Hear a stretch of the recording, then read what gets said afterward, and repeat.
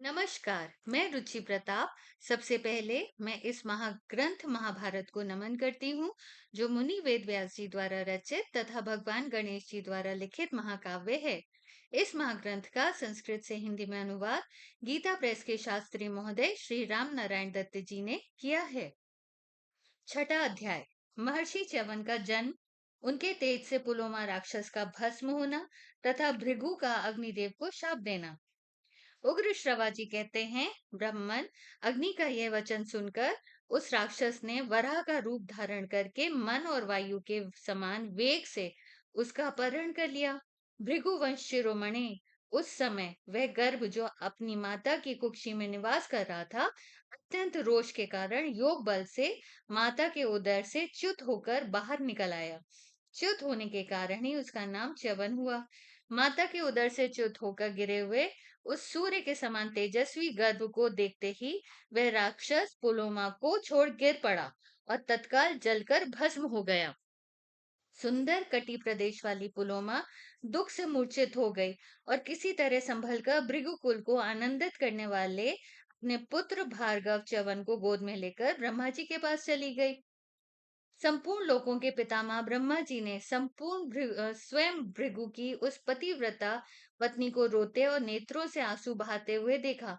तब पितामह भगवान ब्रह्मा ने अपनी पुत्र वधु को सांत्वना दी, उसे धीरज बंधाया। उसके आंसुओं की बूंदों से एक बहुत बड़ी नदी प्रकट हो गई। वह नदी तपस्वी भृगु की उस पत्नी के मार्ग को आप्लावित किए हुए थी। उस समय लोक पितामह भगवान ब्रह्मा ने पुलोमा के मार्ग का अनुसरण करने वाली उस नदी को देखकर उसका नाम वधूसरा रख दिया, जो च्यवन के आश्रम के पास प्रवाहित होती है। इस प्रकार भृगु भृगु पुत्र प्रतापी च्यवन का जन्म हुआ। तदंतर पिता भृगु ने वहां अपने पुत्र च्यवन तथा पत्नी पुलोमा को देखा और सब बातें जानकर उन्होंने अपनी भार्या पुलोमा से कुपित होकर पूछा। भृगु बोले, कल्याणी, तुम्हें हर लेने की इच्छा से आए हुए उस राक्षस को किसने तुम्हारा परिचय दिया?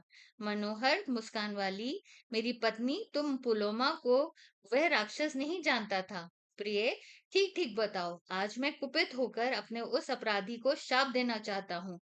कौन मेरे शाप से नहीं डरता? किसके द्वारा यह अपराध हुआ है? पुलोमा बोली, भगवान अग्निदेव ने उस राक्षस को मेरा परिचय दिया था। इससे कुर्री की भांति विलाप करती हुई मुझ अबला को वह राक्षस उठाकर ले गया। आपके इस पुत्र के तेज से मैं उस राक्षस के चुंगल से छूट सकी हूँ। राक्षस मुझे छोड़कर गिरा और जलकर भस्म हो गया। उग्र श्रवा जी कहते हैं, पुलोमा का यह वचन सुनकर परम क्रोधी महर्षि भृगु का क्रोध और भी बढ़ गया। उन्होंने अग्निदेव को शाप दिया, तुम सर्वभक्षी हो जाओगे। इस प्रकार श्री महाभारत आदि पर्व के अंतर्गत पुलोमा पर्व में अग्नि शाप विष्टक छठा अध्याय पूरा हुआ। सातवां अध्याय। शाप से कुपित हुए अग्निदेव का अदृश्य होना और ब्रह्मा जी का उनके शाप को संकुचित करके उन्हें प्रसन्न करना। उग्र श्रवा जी कहते हैं, महर्षि भृगु के शाप देने पर अग्निदेव ने कुपित होकर यह बात कही, ब्राह्मण, तुमने मुझे शाप देने का यह दुस्साहसपूर्ण कार्य क्यों किया है? मैं सदा धर्म के लिए प्रयत्नशील रहता और सत्य एवं पक्षपात शून्य वचन बोलता हूँ। अतः उस राक्षस के पूछने पर यदि मैं सच्ची बात कह दी तो इसमें मेरा क्या अपराध है? जो साक्षी किसी बात को ठीक ठीक जानते हुए भी पूछने पर कुछ न कुछ कह देता, झूठ बोलता है, वह अपने कुल में पहले और पीछे की सात सात पीढ़ियों का नाश कर देता है, उन्हें नरक में धकेलता है। इसी प्रकार जो किसी कार्य के वास्तविक रहस्य का ज्ञाता है, वह उसके पूछने पर यदि जानते हुए भी नहीं बताता, मौन रह जाता है, वह भी उसी पाप से लिप्त होता है, इसमें संशय नहीं है।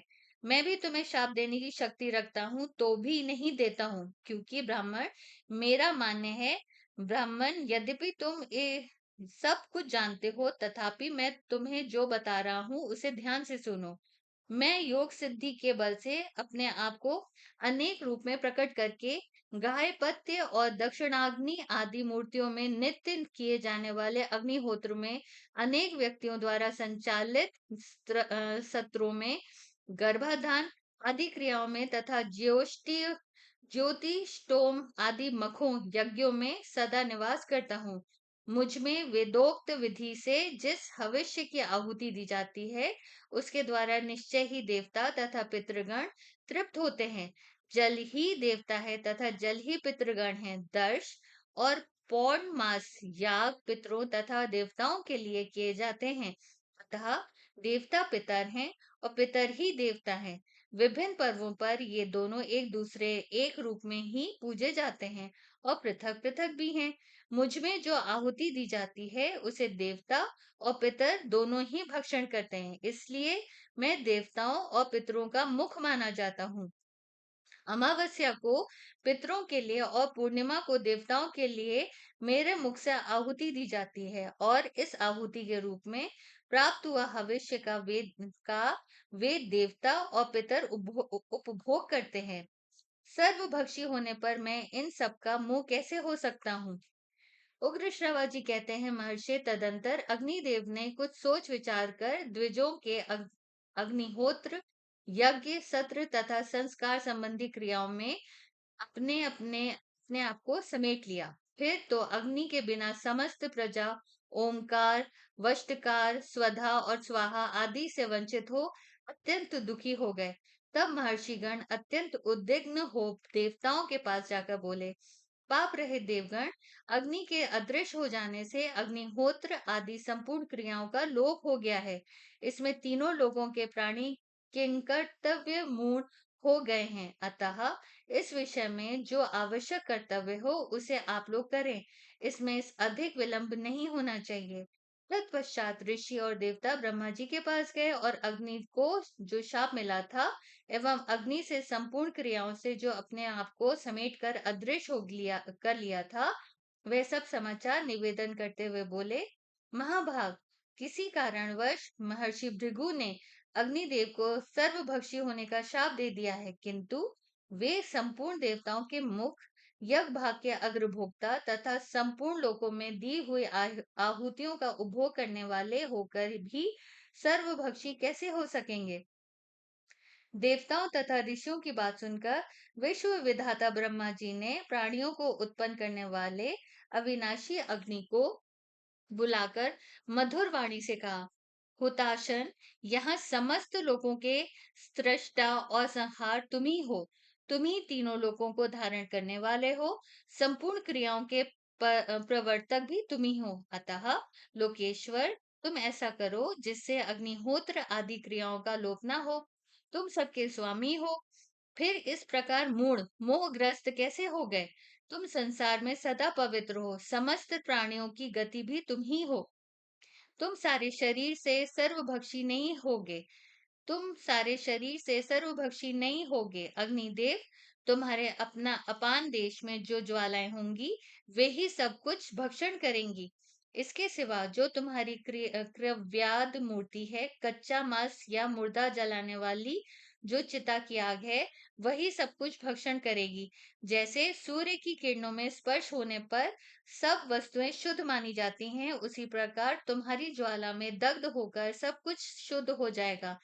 अग्निदेव, तुम अपने प्रभाव से ही प्रकट हुए उत्कृष्ट तेज हो। अतः विभो, अपने तेज से ही महर्षि के उस शाप को सत्य कर दिखाओ और अपने मुख में आहुति के रूप में पड़े हुए देवताओं के तथा अपने भागों को भी ग्रहण करो।